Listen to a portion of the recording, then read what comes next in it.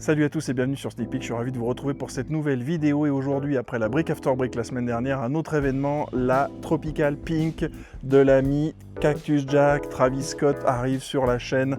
Ouais, je vous ai préparé une review, j'ai eu de la chance sur Sneakers, ça arrive parfois. C'est pas ma pointure, j'ai fait plaisir à quelqu'un que j'aime beaucoup et du coup, vous allez voir du on-fit, vous allez voir l'unboxing, mon avis sur cette paire. Franchement, déjà je vous le dis, j'adore, je trouve que ce coloris il est vraiment génial. Donc c'est parti pour l'unboxing, pour tous les détails et on se retrouve tout de suite après. Let's go!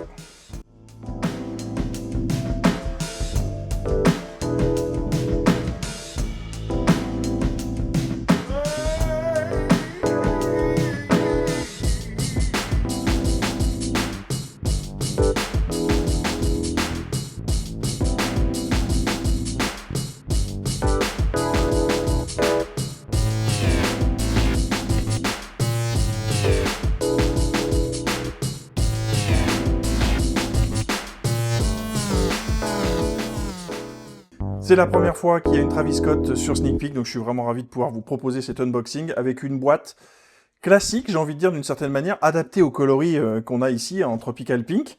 Je pense que pour la Shy Pink, c'est exactement la même boîte, donc pas vraiment de miracle. Bon, malheureusement, vous voyez, ça, j'aimerais bien que Nike fasse des efforts, parce que c'est un hit que j'ai eu sur Sneakers, que les boîtes soient mieux protégées. Un peu de papier, quelque chose, les amis de Nike, parce que regardez, j'ai une boîte qui est abîmée, donc pour un collectionneur comme moi, c'est toujours un peu gênant. Alors certes, la boîte, vous voyez, elle est peut-être un peu plus petite, c'est pas du 46, c'est une taille 41, regardez, hein, le 8 US, avec le coloris Sail, Tropical Pink, Shy Pink, en français voile rose tropical, bon, le rose timide rose n'existe pas, Air Jordan 1 Low OG SP, pas d'autre mention de Travis hein, sur cette boîte qui est tout à fait classique, vous voyez, il n'y a rien de spécial, tiens, le texte est écrit en Tropical Pink derrière, peut-être pas dit que ça soit la même de l'autre côté, Air Jordan 1 1985, voilà, c'est vraiment classique, c'est joli, hein, c'est brillant, c'est glossy, c'est sympa, ça va bien avec la thématique de la paire.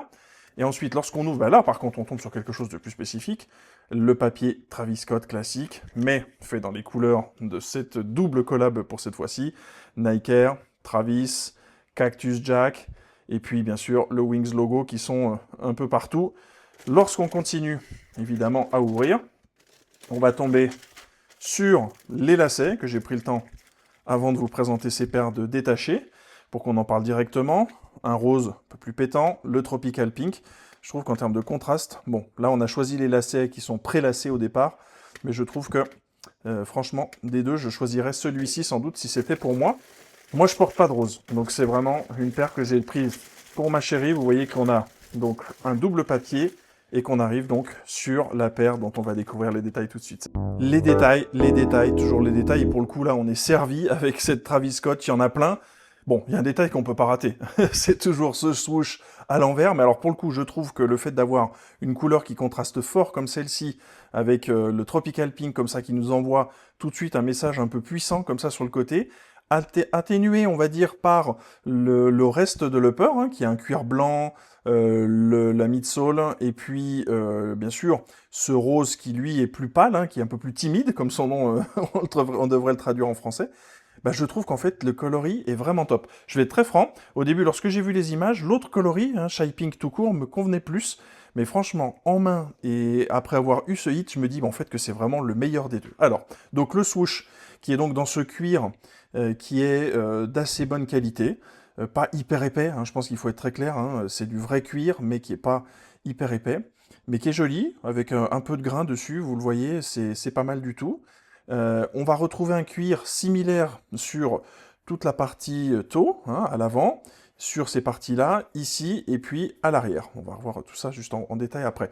Mais franchement, le cuir au toucher est très agréable. J'étais surpris, je m'attendais à quelque chose d'un peu plus souple, comme sur la Better With Time, mais c'est peut-être parce que j'ai commencé à avoir porté maintenant ma Better With Time un petit peu plus.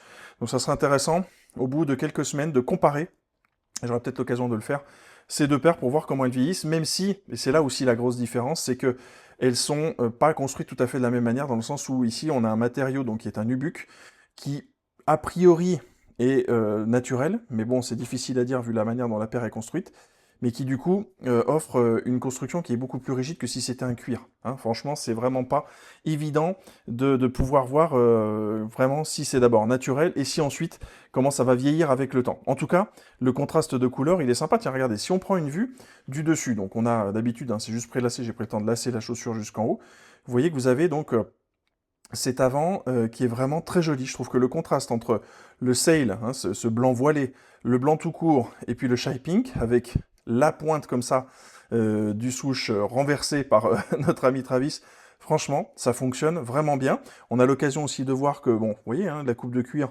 elle est quand même pas mauvaise, hein, c'est quand même plutôt épais par rapport à ce qu'on a pu voir précédemment. Et je trouve aussi que la forme est plutôt jolie. Hein. Il y a eu des Jordan 1 Low qui sont vraiment pas top. Quand on voit qu'aujourd'hui on a des Jordan 1 Low pour 120, 130 euros qui sont dans des formes qui sont pas vraiment jolies, je trouve que celle-ci à 160 euros ça vaut le coup. Maintenant, est-ce que ça vaut le coup d'aller la chercher à 400, 500, 600 euros? J'en suis pas persuadé. Je dirais que si vous avez déjà une collection et que vous avez envie de la compléter, ben, ça sera peut-être indispensable. Mais si vous n'avez pas eu un hit, aller payer aussi cher pour une paire comme celle-ci, je ne sais pas vraiment si ça les vaut. Après, chacun voit midi à sa porte, comme on dit, et pourra prendre sa propre décision. Donc, le swoosh, l'upper avec le nubuck qui est vraiment très doux, très agréable au toucher, la midsole qui est en sail, et puis ben, du rose qui lui est pour le coup un peu plus pétant sur la semelle extérieure. On va la regarder d'ailleurs tout de suite ensemble. C'est une semelle de Jordan 1 classique. Hein. J'ai entendu à plusieurs reprises sur la chaîne de Wear Testers que c'est une semelle qui est la meilleure, hein, une des meilleures tractions de l'histoire. Ben c'est vrai qu'en même temps, on est un peu multidirectionnel, on a pas mal de choses qui fonctionnent de manière radiale, donc on peut comprendre que cette traction soit bonne, et c'est vrai que honnêtement, lorsqu'on porte des Jordan 1, on est rarement gêné de glisser ou de marcher sur des choses qui vont être un petit peu plus glissantes. Donc les lacets, comme je vous le disais, qui sont fournis dans la boîte, il y en a deux, et puis vous avez ceux-là qui sont pré-commencés, hein, on est vraiment juste présents ici, je les ai finis de les lacer.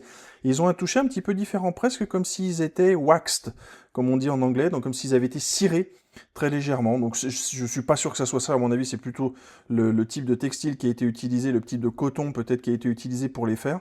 Mais en tout cas le toucher est agréable, un petit peu moins râpeux peut-être qu'un lacet classique sur une Jordan 1. Donc ça c'est aussi quelque chose d'un peu plus élevé et d'assez sympa.